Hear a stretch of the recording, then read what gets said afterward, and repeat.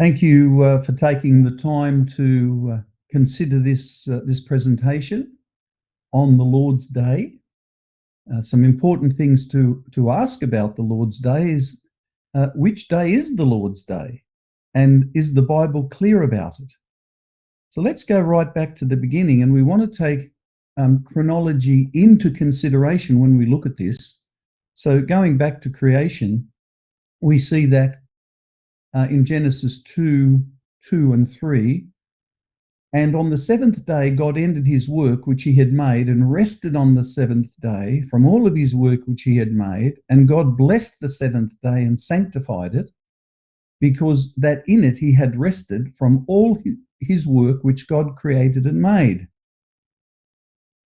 It actually doesn't say in this passage that the seventh day is the Lord's day. But if the seventh day is the Lord's day, we'll see it soon enough in the next passage.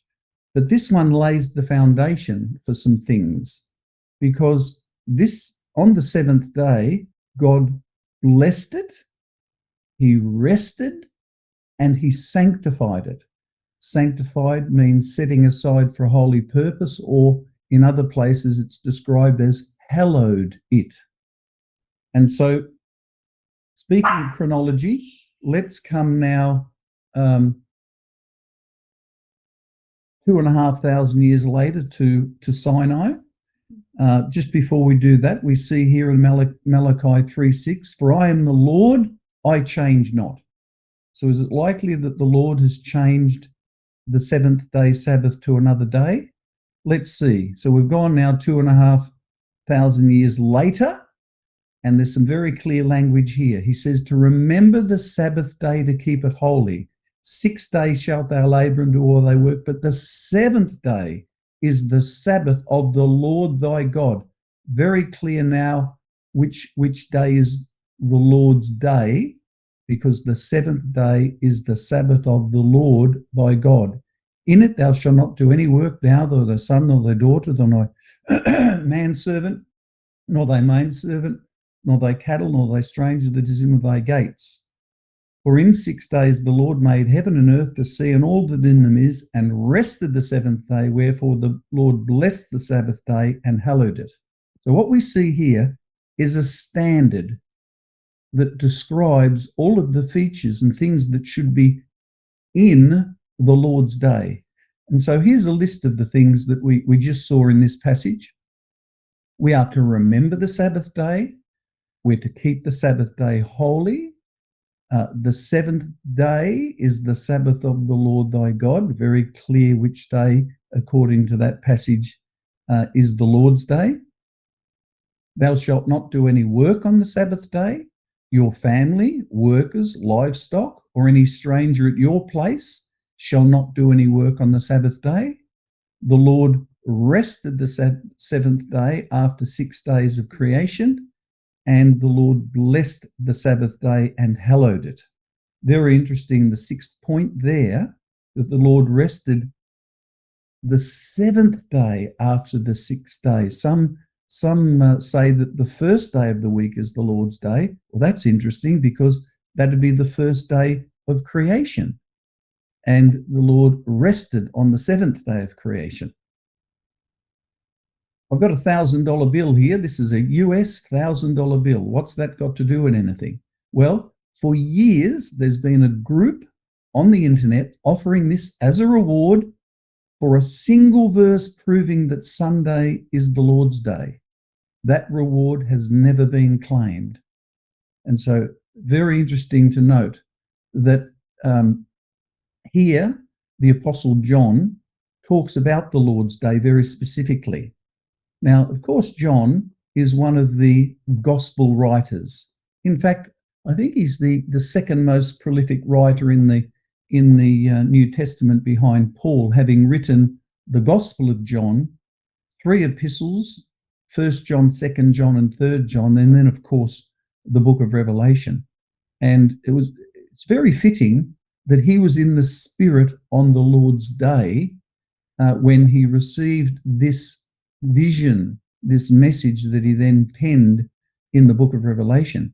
But some might look at this and say, but wait on, he doesn't say which is the Lord's day. Well, let's look at one of the other gospel writers and see what he has to say.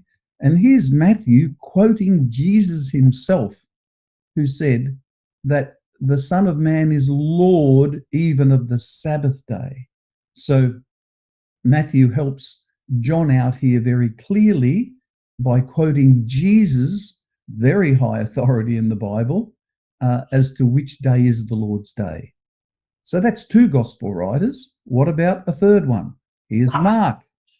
The Sabbath day was made for man. Now, this is very interesting. We'll stop here for a moment because a lot of people say that the Sabbath is a Jewish day or made for the Jew. Well, according to Jesus himself, it was made for man or made for mankind. Now he goes on, therefore, the Son of Man is Lord also of the Sabbath. Again, here's Jesus, as recorded by Mark, saying that the Lord's day is the Sabbath. Is there a fourth? Indeed there is. Luke, and he said unto them, again quoting Jesus, that the Son of Man is Lord also of the Sabbath. So here we have all four gospel writers referring to the Lord's day, and it's very clearly the Sabbath day. One other verse here, because this one's quite often used. It's Mark 16:9. Now, when Jesus was risen early the first day of the week, well, the first day must be the Lord's day because that's the day Jesus rose. Well, there's nothing in the Bible that declares that change whatsoever. And what's overlooked in this verse is that what was Jesus doing on the Sabbath, even in death? He was resting. He didn't raise on the Sabbath day. He was resting in the grave on the Sabbath day in order to be raised up by his Father on the first day of the week. And when the Jews were gone out of the synagogue, the Gentiles besought that these words might be preached unto them the next day. So here's the book of Acts. And in the book of Acts, not a few times, but dozens of references to the Sabbath. And of course, this is well after the ministry of Jesus, the death, resurrection, and glorification of Jesus still. And of course, the Gentiles are not the Jews. These are the new Christians or people about to become Christians, all wanting to meet on the Sabbath day. And here's a quote from Matthew 24. We know that's a chapter full of end time prophecies. But pray ye that your flight not be in the winter nor on the Sabbath day. Why would the Lord be concerned about the flight taking place on the Sabbath day if it wasn't the Lord's day even at the end of time? And even further into the future than that, for the new heavens and the new earth which I will make shall remain before me, saith the Lord, and it shall come to pass that from one Sabbath to another shall all flesh come and worship before me, saith the Lord. And that's what the Sabbath day is. That's what the Lord's day is, a day of worshiping God. And he wants us to enjoy that, so much so that he says, if you turn away your foot from the Sabbath, from doing thy pleasure on my holy day. Which day is his holy day? And call the Sabbath a delight, the holy of the Lord. Very clear which is the Lord's day. Honourable, thou shalt honour him, not doing thine own ways, nor finding thine own pleasure, nor speaking thine own works. Then shalt thou delight thyself in the Lord, and will cause thee to ride upon the high places of the earth, and feed thee with the heritage of Jacob thy father, for the mouth of the Lord has spoken it. So here's words coming out of the Lord's mouth that we are to